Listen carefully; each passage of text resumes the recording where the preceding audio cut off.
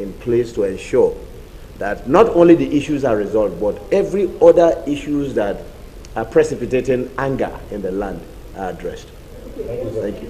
Involved in this committee, the rapporteurs, they will come out with a resolution based on the speeches made by the different stakeholders here.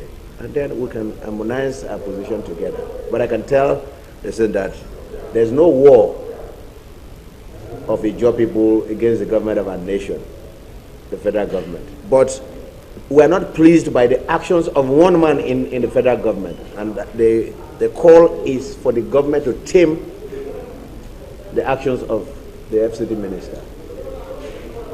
That's our call.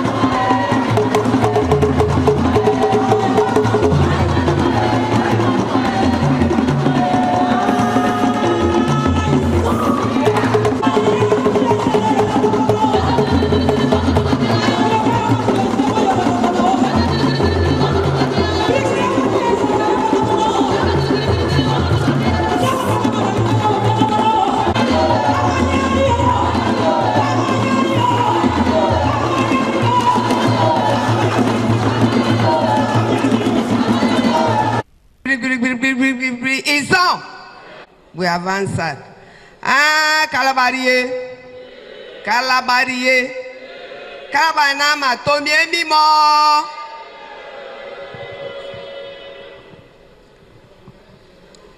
I am very honored. I'm very humbled. I'm very happy to be your daughter, to be an Ijaw daughter. Everybody has a story in Ijaw land. I always ask myself, why was I born outside of Ijaw nation by an Ijaw father and a British mother? And why then was I relocated to the creeks and the kingdom of Calabari at the age of 4?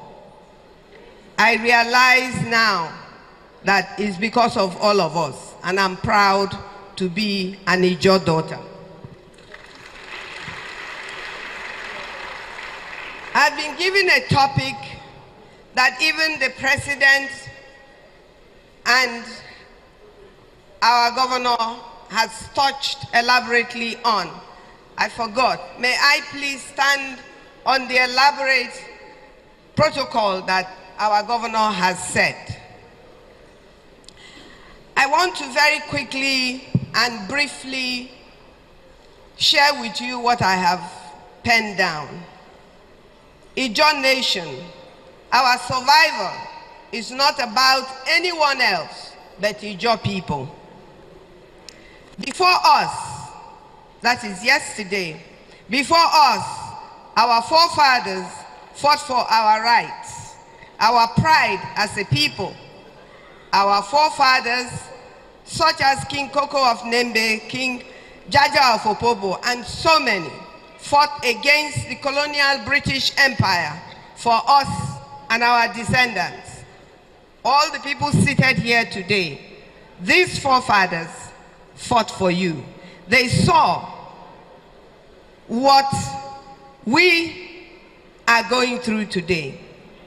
It is therefore our responsibility to safeguard and improve on what we hold in our custody. We do them a great disfavor if we don't do better than them. Our descendants have a right to be ashamed of us if we fail. Before I go further, I owe every Ijaw man and woman that have stood in the front, besides, and behind Rivers State, especially your kith and kin, since 2023, when Governor Similaye Fubara was sworn in. This indeed is what is known as Ijaw unity. I honor our late father and leader, Chief E.K. Clark, for leading from the front as usual, preempting our oppressors. The president of IYC, the president of INC, Professor Koba, as a body, I thank you. The people of Rivers State, thank you. We recognize what you have done for us. And anytime the survival of Rivers Ijaw people are mentioned, you will always be mentioned. Thank you very much. Ijaw Nation Congress is the only body that is set up to speak for Ijaw people in every place that Ijaw people are found. Any other political bodies that have been set up, especially in Rivers State, is speaking for themselves as Ijaw people. They are not speaking for Ijaw Nation.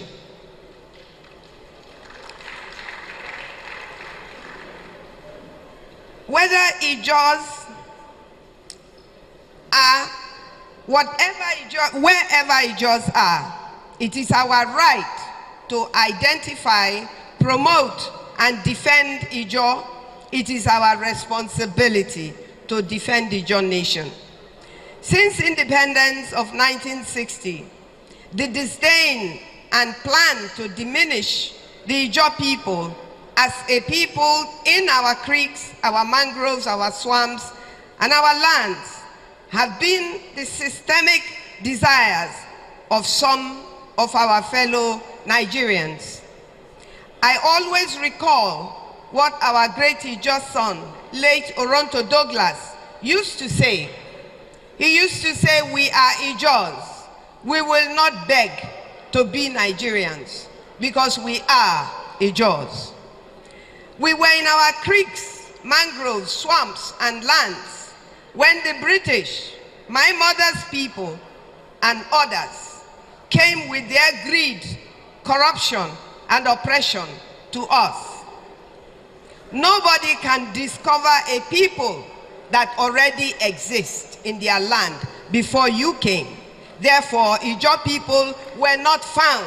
We are Ijaws. We have always been Ijaws, and we will continue to remain Ijaws. We have never been lost, so nobody can find us. Our heroes and heroines past did not die in vain for us to become slaves in a country and in a continent carved up by strangers. Adakaboro, Onaro, Nottingham Dick knew in 1966, when they took on the federal government of Nigeria, that it was their responsibility to take the risk they took by declaring Ijaw Nation freedom. I believe they set an example with the conviction that the ones behind them then will continue and will free our people. Chief Harold Dababriye and all other heroes after Boro played their parts. Today we have one of them in the mortuary awaiting the burial of honor that is due him by the Ijaw Nation. May Pa Clark's soul rest in peace. In the politics of Nigeria, since independence, we have been used by others to achieve their political supremacy. I ask myself, are we weak, shy, ignorant of who we are? By dishonoring their sacrifices and honoring people who look down on us, we dishonor ourselves. I want to call on our politicians